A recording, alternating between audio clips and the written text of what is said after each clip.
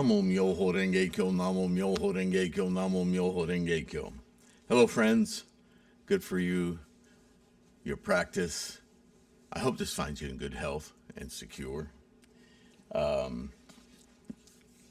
Thank you for your emails and your comments.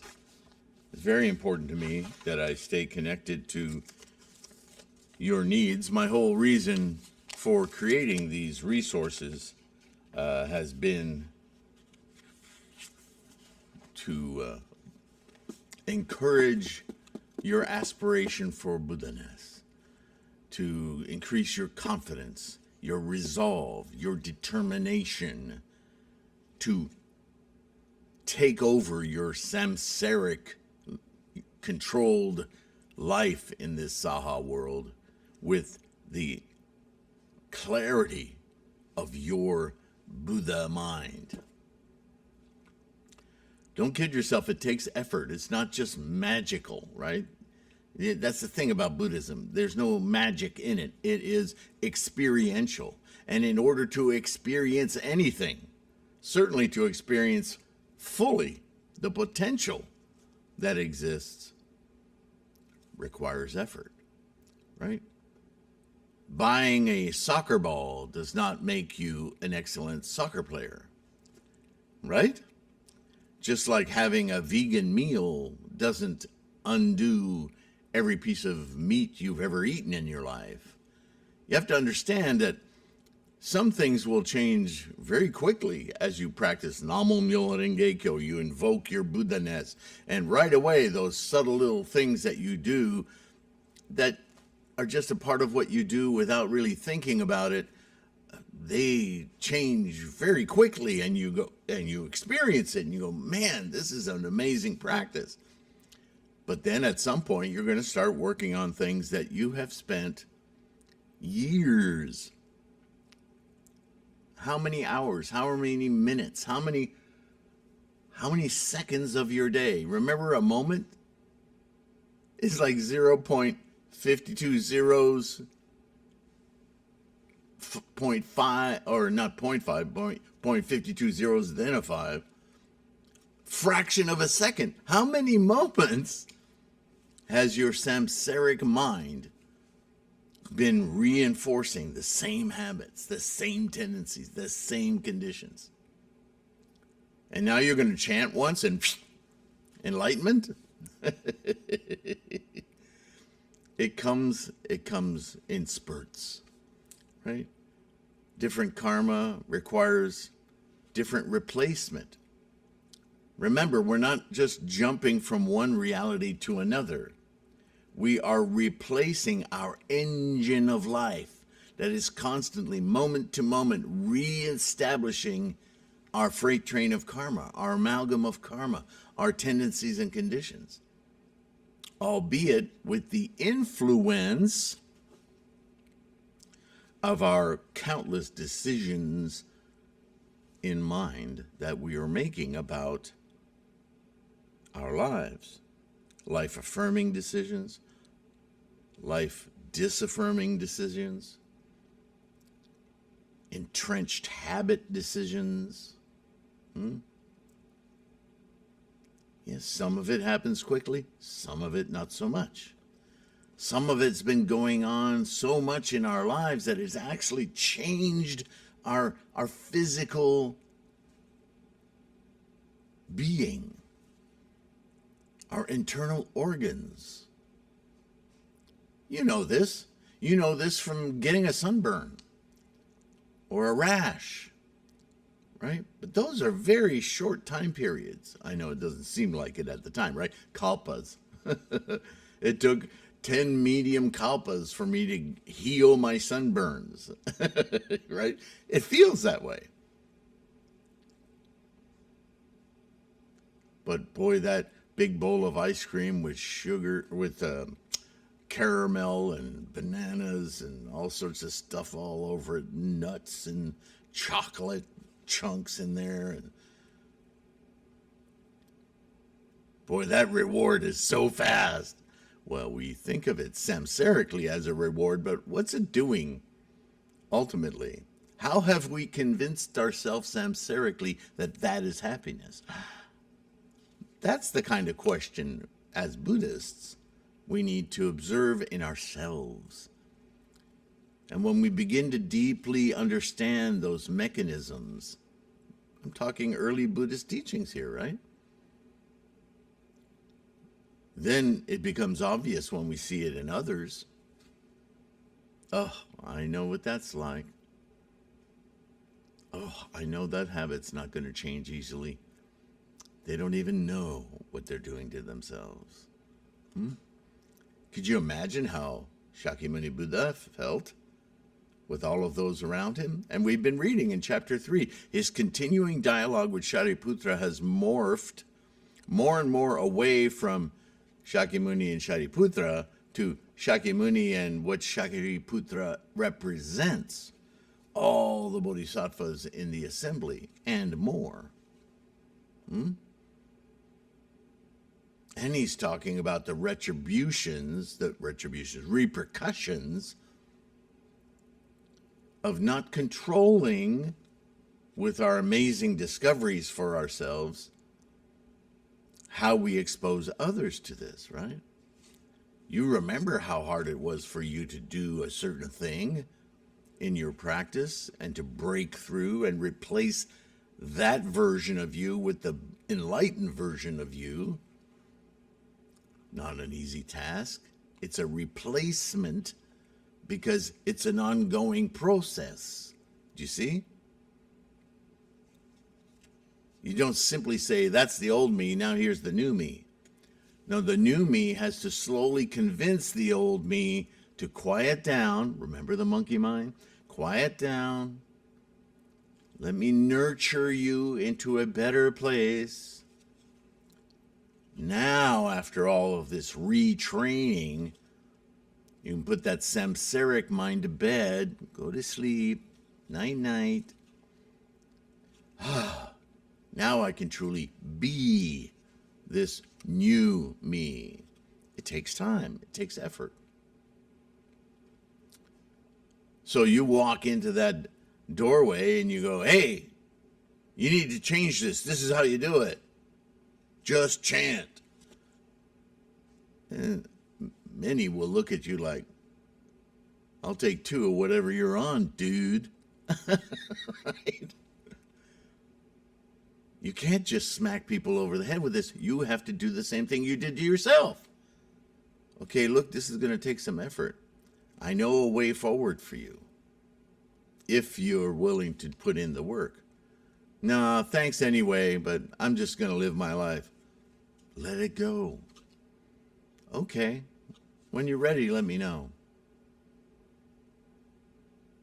Yeah. If somebody's disinterested, they're not going to hear you. And worse, if you push it, they'll think, oh, you're one of those people. Get lost. Now they've made resistance and made a bad cause about helping themselves. And even when they come to the point where they go, man, I need help with this, the last person they're going to call is you. Because you're the one they put up the most resistance against.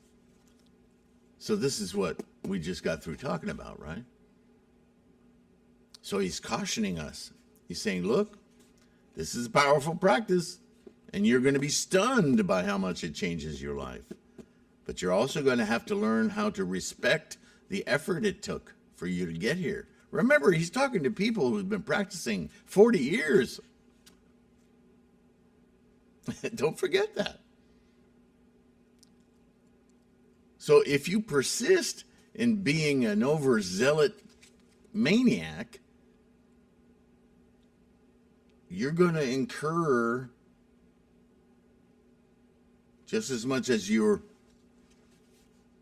causing some really bad repercussions. This works both. This is a real truth. This isn't you don't sprinkle dust on this and it's all better. You have to be responsible. You have to understand that this process, and you should because of all the effort you're putting into it, that it's a respectful process, that you need to respect the process. It doesn't happen overnight. Yes, chanting awakens your Buddha eye immediately, but the Buddha wisdom that comes of experiencing that clarity, it has to meld with your process moment to moment to moment and influence your entire freight train amalgam of karma to affect your samsara, your saha life as a bodhisattva. It takes time. So give it time, not just for yourself, but those to whom you expose to it. Right? All right, let's continue.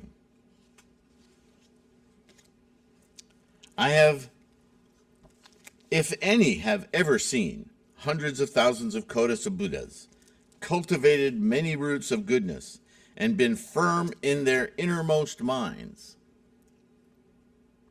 to such people as these, then you may teach it. That's quite a high bar. Not one we commonly hear in our world today, but think about that. If you're going to approach somebody, then know who you're approaching. This is why I always say there's no need to approach others, because your life, as it becomes more and more radiant in Buddha-ness, you will pull people out of the woodwork, people you don't even know. I've had people come up to me in grocery stores, I've talked about this before, and question me about Namo Myo Renge Kyo. And it makes me smile and laugh, because I think, how did this person come to identify me as somebody to ask, not just about Buddhism, mind you, but Namo Myo Renge Kyo? What kind of magic is that? Oh, I see. Right? You practice for a little while and you see why people ask that question. And the first thing I have to disabuse them of is it's not about magic. It's what they're magic words. No. They're sounds. And because we make those sounds with our mouth and tongue, right away we think language, but it's not language. It's a language like math is a language, like any discipline is a language, but it's not a spoken language. It's an invoked language. It's a dharani. How do you explain that to somebody who has no idea? Oop, got to back off, got to slow down. Right? Yeah, it's not easy. But if that person came up to me in a grocery store and asked about Namo Myo Renge Kyo, that is one curious son of a gun. This is a courageous person. They may be confronting me and wanting to disprove, makes it all the more important that I do not respond as Sylvain the human, as Sylvain the fixer. Oh, I'll fix you. Here, let me teach you what you don't know. To somebody, that may be of a good spirit. It may be of a very nurturing desire to help others. But that's not bodhisattva desire. That's selfish desire. I can fix you. That's not the way to approach somebody who doesn't know. Because what they hear is, you arrogant so-and-so. You think you know better than me. You think you're better than me. You think you can fix me? I know what you are. You've just set up battle lines. But boy, our samsaric self is so confident that we can fix everybody. Don't do that. Don't do that. Let your experience and knowledge of Buddhism answer. Be Nichiren. Nichiren told us, be Nichiren. Shakyamuni, do as I do. Accomplish the way as I have accomplished the way. Right? People miss this all the time.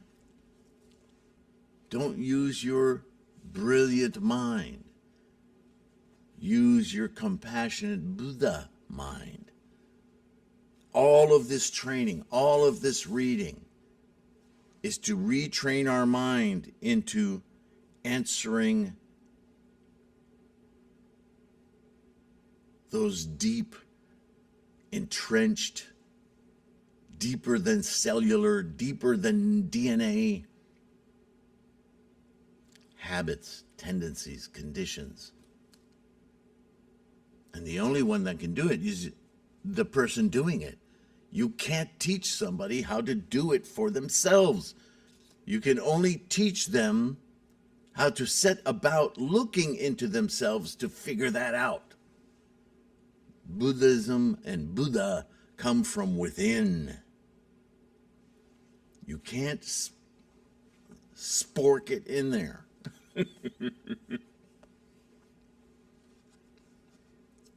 If any have zealously progressed, constantly maintained kindly hearts, and never spared body and life, then you may teach it to them, because they're demonstrating an ability that only comes of self-circumspection, insight, aspiration for Buddha-ness, yeah? If any have been reverent with unvarying mind, having left all the ignorant and dwelt alone in the mountains and swamps to such people as these, then you may teach it. Now, does that mean that that's what you need to do to practice, is go live in a swamp? No, he's addressing Pratyeka Buddhas, because that's kind of their thing. At 2,700 years ago, there's still people today who think that solace in a mountain, being a hermit, that must be the answer. Even the samurai, remember, they used to call it satori. They retire up into the hills, live off the berries and the land in search of that mental solace. But that's an imperfect nirvana, right? We know that now. This teaching is teaching us that now. The way to attain perfect enlightenment is to be amongst the people, right? Stones rubbing against each other, polishing each other. Sangha. Again, Shariputra, Shakyamuni says, if you see any who give up bad friends and make friends of the good to such people as these, then you may teach it. How many friends have we had growing up in our lives who we've had to learn for ourselves? I can't hang around with that guy anymore. I can't be over at what's-her-face's house all the time. I notice how I don't blame them. I notice how I don't become a person I'm not happy being when I'm around them. Is it their fault? You haven't learned. Is it your fault for letting them? Your influences are yours. You may say they influence you, but the truth is, they're your tendencies and conditions that enjoy being around them because they give you permission for the bad behavior. It's always ourselves. Don't blame others. They're just facilitators, right? All you 12-steppers, you know what I'm talking about. But you can't look at them and go, she's a facilitator.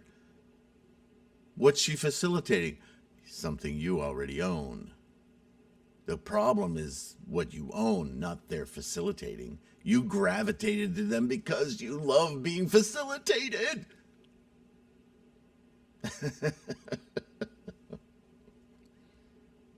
So when you see somebody like that, move away from a certain group of friends and make more nurturing friends, people they can aspire to in an odd way.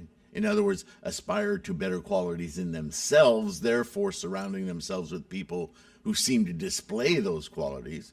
And they'll change. They'll change over time. Yeah. Well, that person obviously is aware of their own foibles and seeking to ameliorate themselves. Well, that's the kind of person you want to teach Namo Myo Renge Kyo, because they're going to get it. They're going to eat it up. They're going, oh, why has it been so long before I could encounter this? Yeah, that's propagation. If you see Buddha sons who keep the commands or comportments in purity, commands? Where did that come from? Ugh. Gotta change that. Sounds too much like religion. Like pure bright jewels who seek the great vehicle sutra, to such people as these, then you may teach it. Yeah. If any be free from irascibility or upright character and patient, always compassionate to all beings and reverent to the Buddhas, to such people as these, then you may teach it. It's kind of ironic. He's saying that teaching this ultimate teaching of Buddhism, you should have reservations about it. Basically, he's teaching, respect the depth of the profundity of this teaching, right? What did we read before? Profound, profound, and profound. If this teaching is so profound, you don't just want to spray paint it on the walls of buildings, do you? You want this teaching to reach those who are of seeking minds, who are already geared to accomplishing a better self, right? They just need guidance. That's shoju, my friends.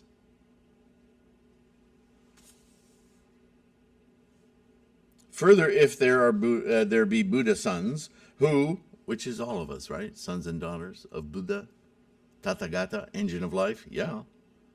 So if any sentient mind, who in the general assembly with pure hearts, by various reasonings, parables, and expressions, expound the law without hesitation, to such people as these, then you may teach it. Basically, people of good character, right? They may not have all the answers, but they're hoping to either find them or share them, right?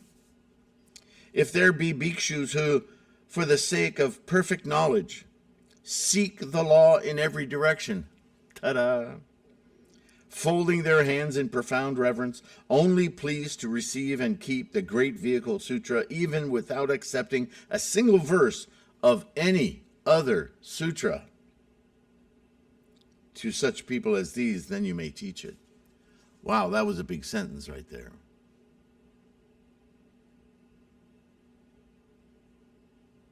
It's not that the other sutras are no good, but as far as seeking enlightenment, this is the sutra. The others may be informational to lead you to this sutra, but if you accept them as the answer, wrong. This has been the problem all along. Now I'm teaching the Lotus Sutra because you need to let go of all those provisional teachings as your method of enlightenment. They're fine, you know all of that. That knowledge should now be applied to this method, this instantaneous invocation of Buddhahood. If you still think that the Tripitaka will take you to enlightenment, sorry, my friend, you don't understand. And to try to get into an argument with those people, it's not going to create any value. It's just going to entrench them deeper in their misunderstandings. Yes, it's sad, but they have to come to you. Right? What's the old saying? Beating a dead horse? Yeah, it's a harsh criticism, but it is what it is. the horse ain't going to get up. If it gets up, oh, then by all means, lavish attention upon it.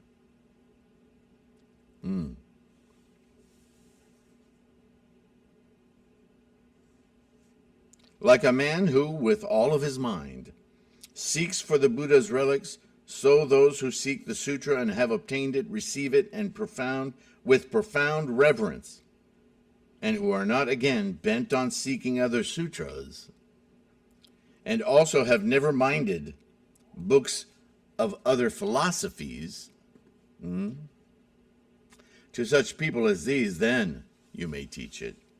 I say to you, Shariputra, were I to speak in detail of all these kinds of seekers after the Buddha way, in a whole kalpa, I could not finish. There's plenty of people that can use your assistance. Don't throw your time away on people who will not only not get it, but cause more resistance against it. Why would you do that? This is a big caution, this chapter. Such people as these are able to accept and discern. You should to them teach the Sutra of the Flower of the Wonderful Law, the Sadharma Pundarika Sutra. The Threefold Lotus Sutra. So I have a long annotation here. I think it is important to remember an overriding fact here as we continue this sutra. These first 9 chapters of the Lotus, and even its prologue of the innumerable meanings, are greatly focused on the actual fact that the central tenets and teachings of Shakyamuni have never actually changed.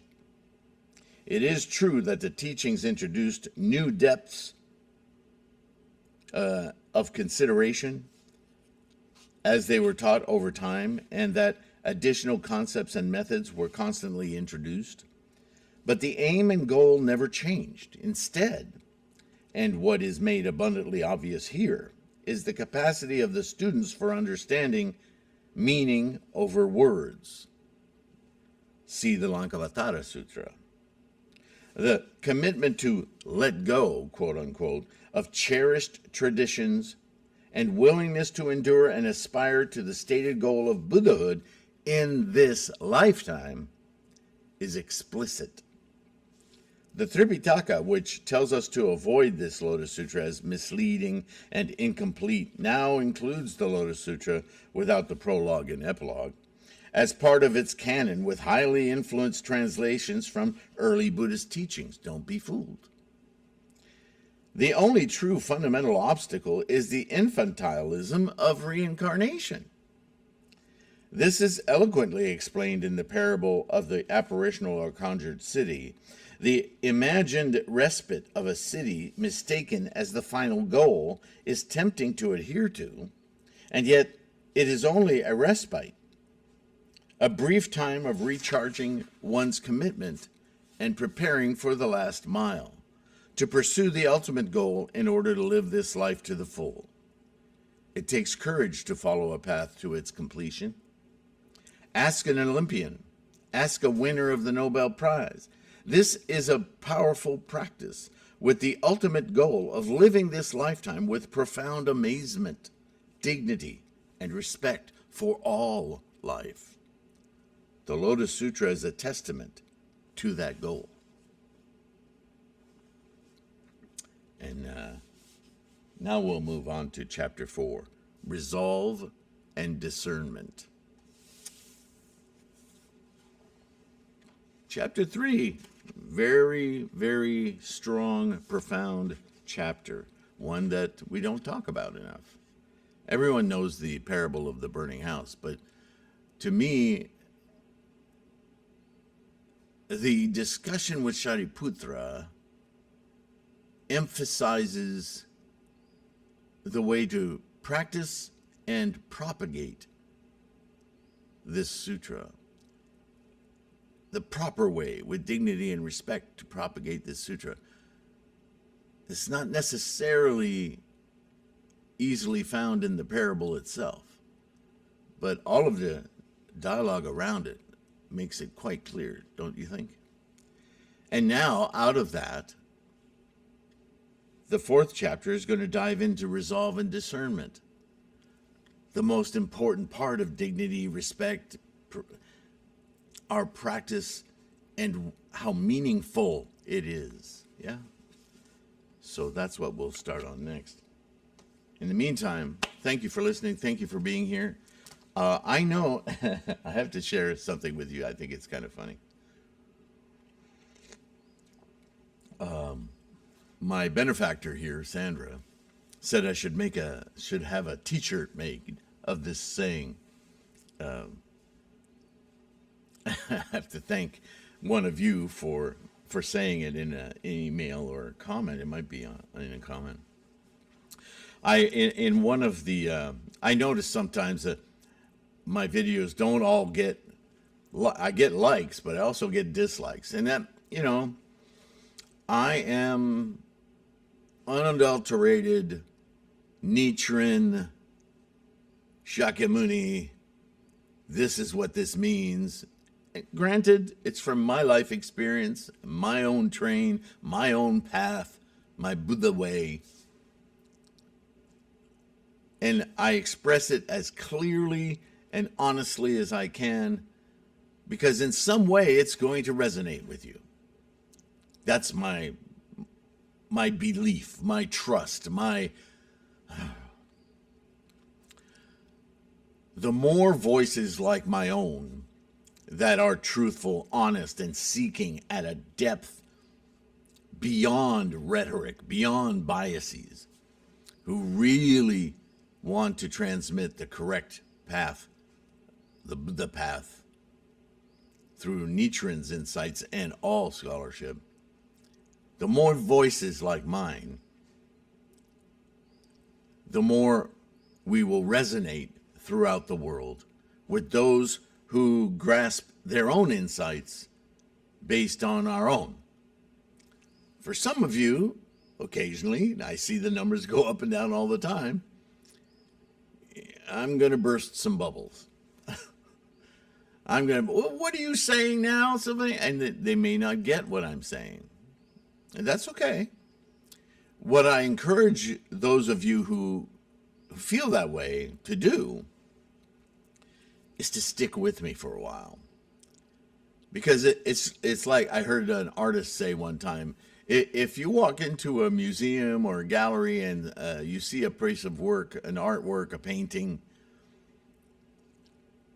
and it makes you go, what the hell is that? That's bothering me. That doesn't work.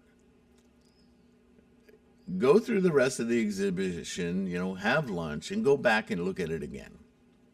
Because if it's disturbing you for whatever reason, it means that there's something there.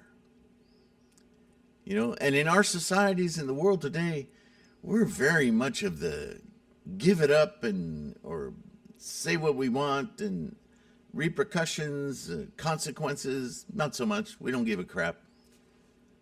I don't like that. Pfft, walk away. You're only diminishing yourself. All experience is valid.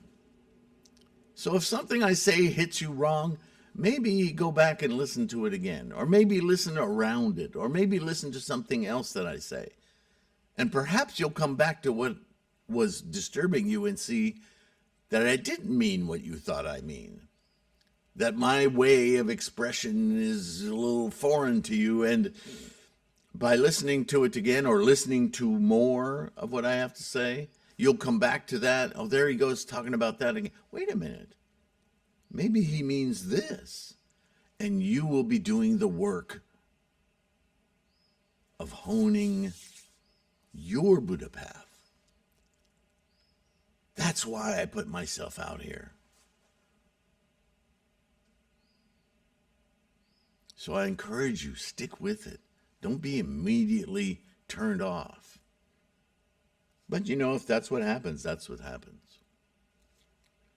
Anyway, this member called me the bubble bursting bodhisattva. No, that's right, because I'm in the Bible Belt. He said, bubble bursting Bible Belt bodhisattva. That's so clever. I still laugh about that. And as I said, my benefactor said I should have a T-shirt made with that on it. Bubble bursting Bible bent Bodhisattva. Look, have a good laugh on me. That's fine. I just want to encourage your practice. Yeah. And don't let something I say suddenly throw the whole thing away. Hear me out. And maybe you watch several videos and you just make up your mind, this guy isn't for me. That's fair. That's fair. Maybe in a year I will be, maybe I'll never be. Just stay focused on your practice. If that's the only thing you get out of me, be confident your practice will bring you to Buddhahood. Yeah. And with that, I will let you go. There are tons of links in the description for the bookstore, the mandala store, the free podcast, the website. Please check out the website. There's so much free information there.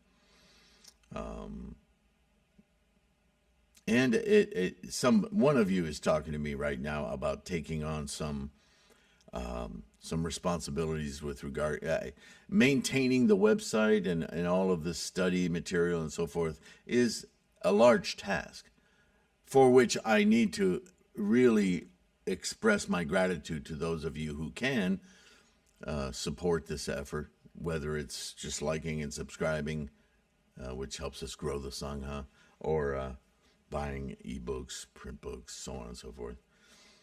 Patrons. I simply just couldn't do any of this, or not much of it, without your assistance. So, Namo Myoho Geiko, thank you profoundly. But I have somebody, I've been looking for years for somebody as a pseudo protege, kind of somebody to take this endeavor over for Quantum Life Buddhism and this scholarship of this school. I haven't found anyone, but there's somebody, one of you, who's decided that for themselves, they would like to take some of that on in the form of doing home meetings and promulgating, this school of thought about Nichiren, Shakyamuni, the Lotus Sutra. And that's amazing and exciting. But as I'm always telling you guys, we're going to proceed slowly because it's not a small cause. It's a big, big deal. And I started months ago, last year, suggesting watch parties. If you want to get together with a friend, or even by yourself, but with a friend, somebody who's interested or practicing alongside of you, and watch a video together so that you can then hash it out with each other. Maybe you watch it several times to get through, figure out where I'm stumbling and figure out what's working for you guys. And then you can ask questions in the comments. That's spectacular. That would be amazing. It's one suggestion, though. I don't pretend to know every way that you can use these podcasts or videos. I treat myself like I'm in your house as a guest. And so some of you have commented that that's what these videos feel like. Well, good. Tremendous. So have a friend come over, or two friends, or three friends, or whatever. Do your daimoku. Do an abbreviated gongyo once through. And then in the guest portion of your meeting, your get-together, your sharing, let's watch a video. And then we'll talk about it. And then we'll close with some daimoku. And then we'll have, I don't know, hors d'oeuvres in the kitchen, a bowl of curry, or we'll just say goodnight, safe trip home, whatever.